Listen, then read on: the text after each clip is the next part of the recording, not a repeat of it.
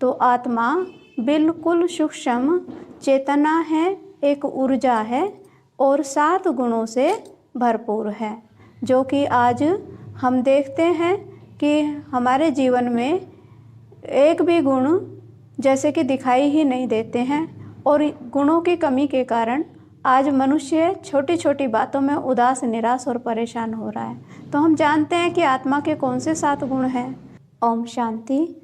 ऐसे तो हम हर एक अपने आप को जानते ही हैं, लेकिन क्या वास्तव में मैं कौन हूँ इसका हमें पता है? तो आज हम चित्र के माध्यम से जानेंगे कि हु एम आई, मैं कौन हूँ। पूरे दिन की दिनचर्या में हम 2 शब्द यूज़ करते हैं, एक मैं और दूसरा मेरा। तो यहाँ दिखाया है कि ये जीव माना 5 तत्वों का बना हुआ हमारा शरीर है। अग्नि, जल, वायु, भूमि और गगन, 5 तत्वों का बना हुआ शरीर। और जब तक इसके अंदर चेतना नहीं आती है तो उसको हम जीवात्मा नहीं कह सकते हैं। तो ये जो 5 हमारे प्राकृतिक के तत्व हैं जिनसे हमारा शरीर बना हुआ है, ये 5 तत्व ही हमारा अपना पूरा अधिकार होता है। क्योंकि आत्मा जब सतो प्रधान होती है, बिल्कुल प्योर होती है, तो तन भी हमारा कंचन और निरोगी होता है। और आत्मा और शरीर मिलकर जीवात्मा बन जाती है, जिससे कि वो अपना पार्ट प्ले करती है। तो आत्मा बिल्कुल सूक्ष्म चेतना है, एक ऊर्जा है और 7 गुणों से भरपूर है, जो कि आज हम देखते हैं कि हमारे जीवन में एक भी गुण जैसे कि दिखाई ही नहीं देते हैं। और गुणों की कमी के कारण आज मनुष्य छोटी छोटी बातों में उदास, निराश और परेशान हो रहा है। तो हम जानते हैं कि आत्मा के कौन से 7 गुण हैं। तो देखो, आत्मा पवित्रता और शांति, शक्ति, प्रेम, सुख, आनंद और ज्ञान। तो आत्मा इन 7 गुणों से भरपूर है। वो आज भी भरपूर है, वो कल भी भरपूर थी, लेकिन आज वो शक्तियाँ या आज वो गुण हमें दिखाई क्यों नहीं देते हैं?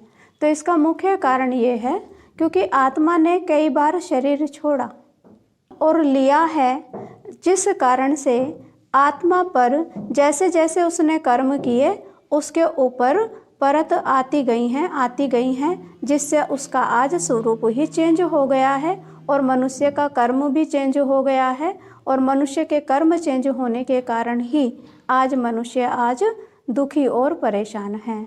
तो देखो, अभी हम जानते हैं कि आत्मा कहाँ से आती है और कहाँ जाती है। ये सृष्टि है, ये ग्लोब दिखाया है, 3 लोक दिखाए हैं। सबसे पहले साकार लोक है, ये सृष्टि रंगमंच है, ये नाटकशाला है, जहाँ पर जीव और आत्मा मिलकर अपना अपना पार्ट प्ले करती हैं। तो जीव अलग है और आत्मा अलग है, लेकिन जब जीव और आत्मा दोनों इकट्ठी मिल जाती हैं तो उनका अपना पार्ट शुरू होता है। तो पार्ट अलग है, कोई व्यक्ति का पार्ट हंसने का है, कोई व्यक्ति का पार्ट रोने का है, कोई व्यक्ति का पार्ट महान है, कोई व्यक्ति का पार्ट बिल्कुल ही डाउन का होता है। तो इस तरह से भिन्न भिन्न तरह के लोगों के पार्ट हैं।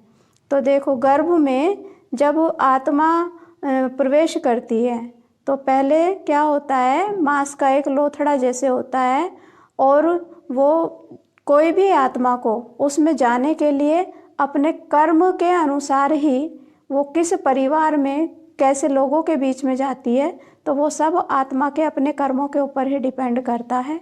और आत्मा जाकर उसी गर्भ में प्रवेश करती है जहाँ पर उसका हिसाब किताब होता है, कार्मिक अकाउंट उसका होता है। फिर बच्चे के रूप में जन्मता है शिशु अवस्था में, फिर बाल्य अवस्था, और उसका पूरा पार्ट चलते चलते युवा अवस्था, और धीरे धीरे एक दिन वो वृद्धावस्था को प्राप्त करता है। तो ऐसे आत्मा की ये जीवन यात्रा निरंतर चलती रहती है, और फिर वो एक शरीर छोड़कर जाकर पुनः किसी दूसरे शरीर में प्रवेश करती है। तो ये जो हमारे जन्म, किसी का बहुत साहूकार परिवार में जन्म हो रहा है, किसी का गरीब परिवार में जन्म हो रहा है, और या फिर कोई तो बिल्कुल स्वस्थ हैं और कोई तो बिल्कुल रोगी हैं, कितना भी दवाइयाँ खाते हैं फिर भी बीमारी पीछे ही नहीं छोड़ती है। तो ये सब मनुष्य की आत्मा के कार्मिक अकाउंट ही हैं। उस कारण से ही हम इस सृष्टि चक्र पर सुख और दुख की भोग रहे हैं।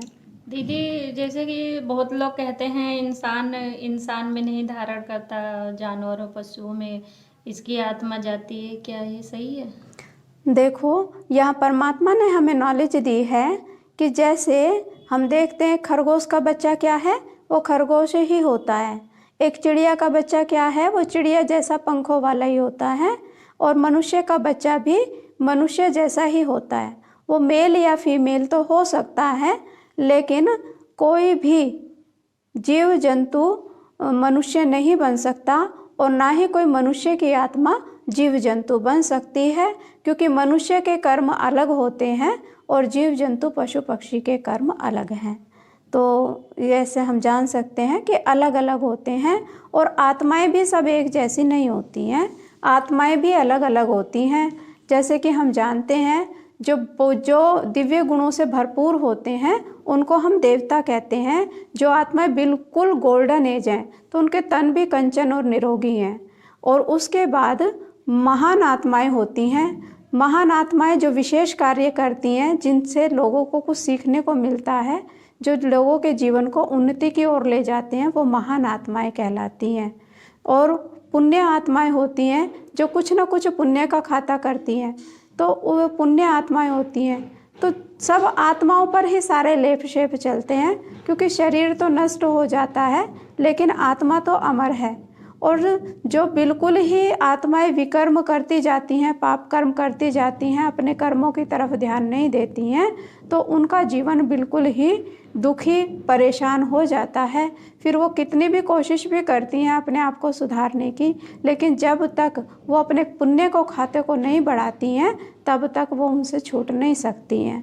तो इस तरह से आत्माओं के सबके अलग अलग पार्ट हैं।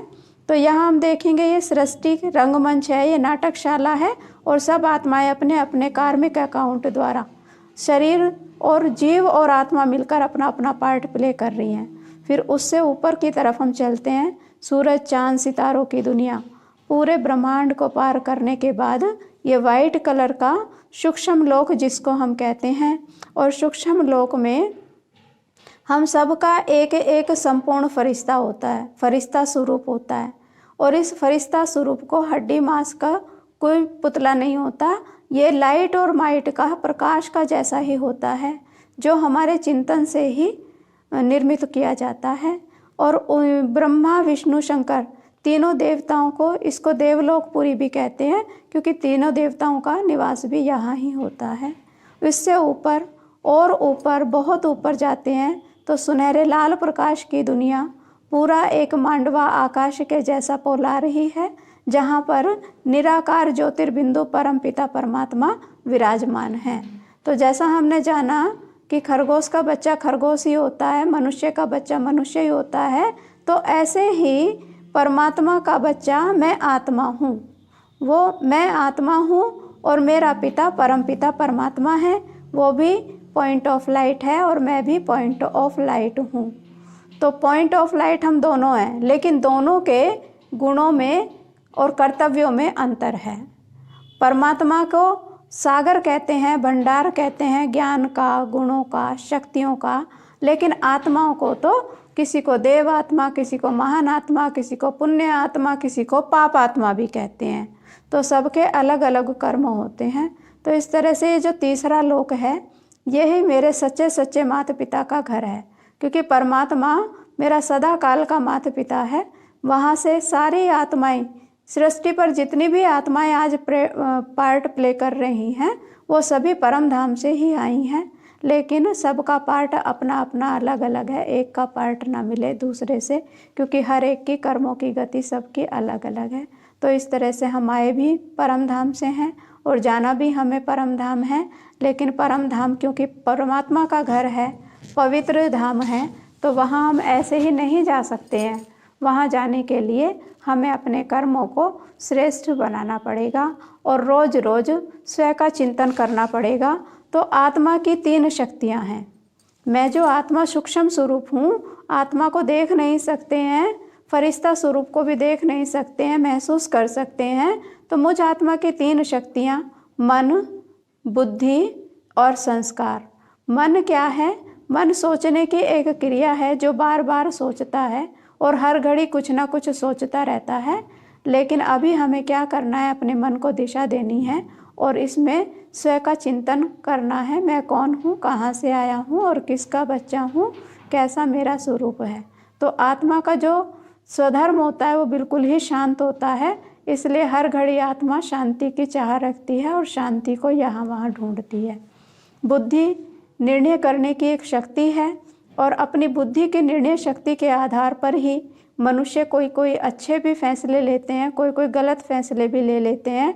और जिस कर्म को करने के बाद फिर कई लोगों को तो बहुत पश्चाताप होता है कि ये हमने कैसा निर्णय ले लिया अपने जीवन में कि जो आज हमें इतने दुखों का सामना करना पड़ता है।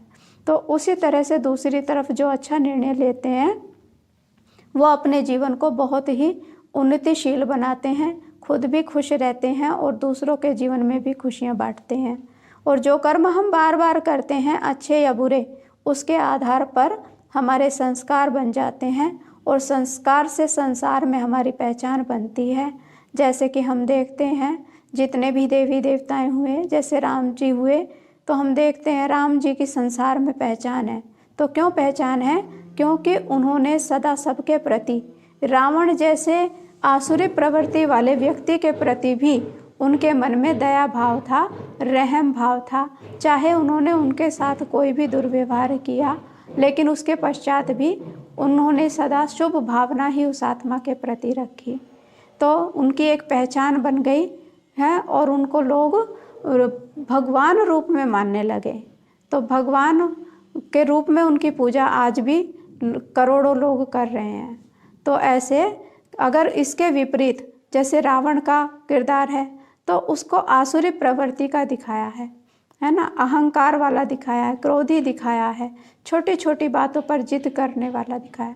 तो ऐसे दोनों के जो पहचान बनी, तो वो दोनों की पहचान बनी उनके अपने अपने कर्म के अनुसार। तो जो कर्म हम बार बार करते हैं वही हमारे संस्कार बनते हैं और संस्कार से संसार में हमारी पहचान बनती है।